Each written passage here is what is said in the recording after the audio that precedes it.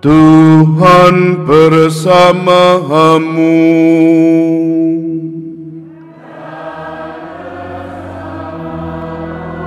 Inilah Injil suci menurut Markus.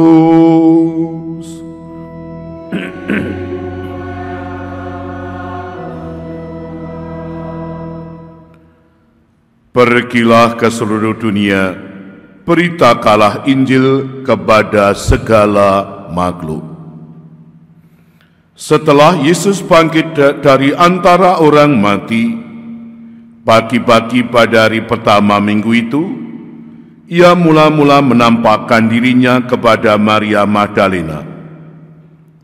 Daripadanya Yesus pernah mengusir 7 setan. Lalu Maria Magdalena pergi memberitakannya kepada mereka yang selalu mengiringi Yesus dan yang pada waktu itu sedang berkabung dan menangis. Tetapi ketika mereka mendengar bahwa Yesus hidup dan telah dilihat olehnya, mereka tidak percaya. Sesudah itu Yesus menampakkan diri dalam rupa yang lain kepada 2 orang murid dari Emmaus ketika keduanya dalam perjalanan ke luar kota. Ketika mereka kembali dan memberitahukannya kepada teman-teman yang lain, kepada mereka pun teman-teman itu tidak percaya. Akhirnya Yesus menampakkan diri kepada ke-11 orang itu ketika mereka sedang makan. Yesus mencela ketidakpercayaan dan kedegilan hati mereka, oleh karena mereka tidak percaya kepada orang-orang yang telah melihat Dia sesudah kebangkitannya. Lalu Yesus berkata kepada mereka, "Pergilah ke seluruh dunia, beritakanlah Injil kepada segala makhluk." Demikianlah sabda Tuhan.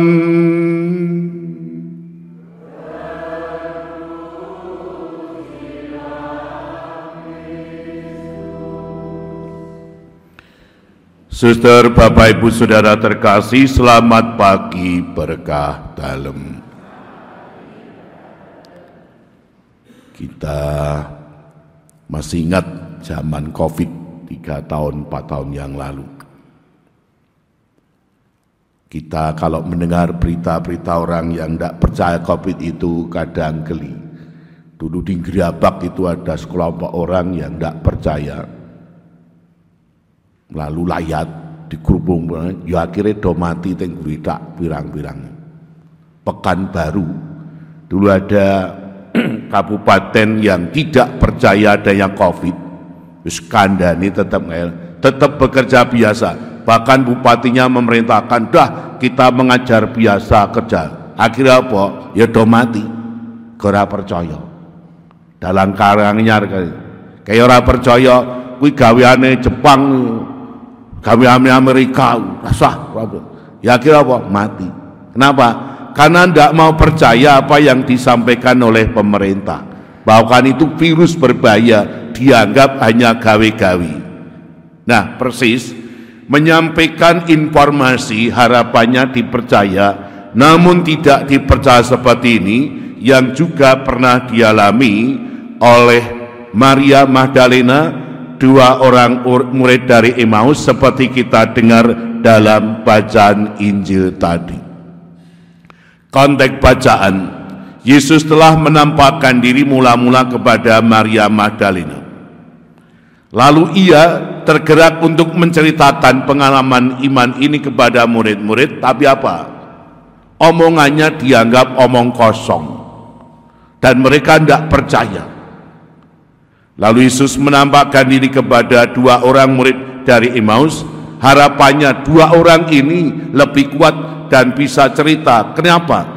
Tetapi ternyata murid-murid yang lain juga tidak percaya. Dan ini prihatinkan. Lalu Yesus akhirnya menampakkan diri kepada mereka semua. Dan lalu Yesus menegurnya, "Kenapa engkau tidak percaya? Betapa degilnya hatimu sehingga kamu tidak mau menerima kesaksian dari murid-murid terdahulu." Dan lalu Yesus memerintahkan mereka, "Pergilah ke seluruh dunia, wartakanlah Injil." Nah, lalu mereka yang akhirnya telah percaya karena mengalami penampakan Tuhan, mereka lalu mewartakan Injil. Sekarang persoalan adalah, kenapa Yesus menegur para murid yang sulit percaya kepadanya?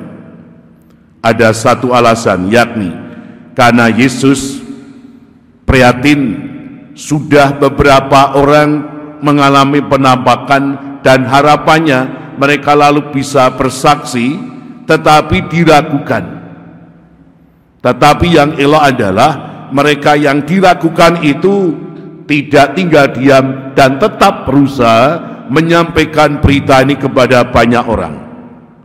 Dan kemudian Yesus menegur dengan keras, harapannya apa?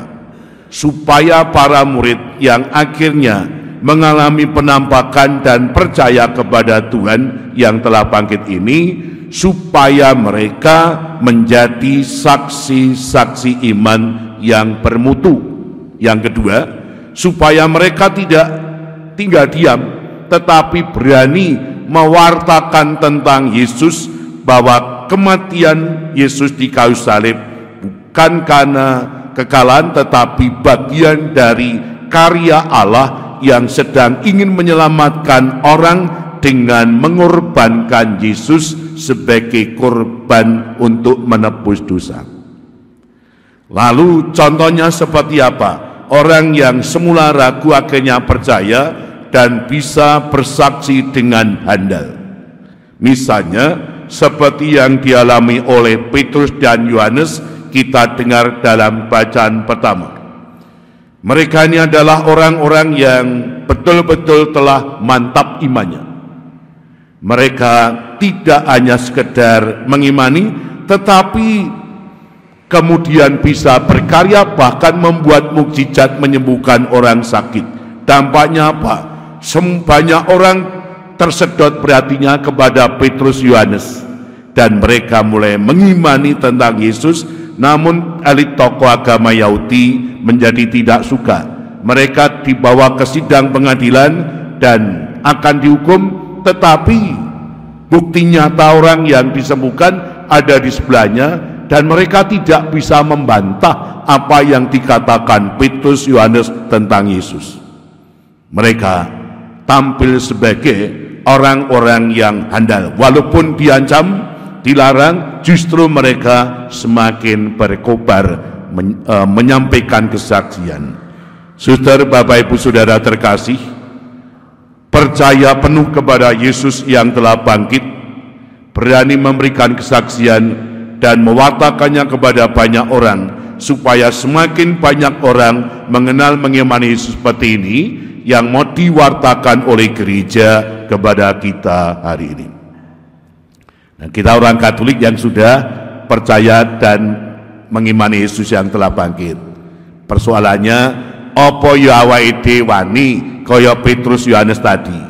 Minimal ketika kita dihadapkan saat-saat yang sulit, entah anaknya mau menikah di gereja atau tidak di gereja, atau ketika ada tawaran pekerjaan di kantor, anaknya milih tetap Katolik atau tidak Katolik. Ini adalah yang disebut berani bersaksi. Ini yang diharapkan oleh Tuhan, supaya apa? Kita itu tampil menjadi orang-orang Katolik yang handal. Dan kesetiaan misa tiap pagi ini pun sebentuk kesaksian bagi publik. Kadang orang, mungkin kita dulu juga tidak misa seperti ini, hanya melihat temannya kok menesuk nang gereja, tur kok ketok seneng, pijane don napa to.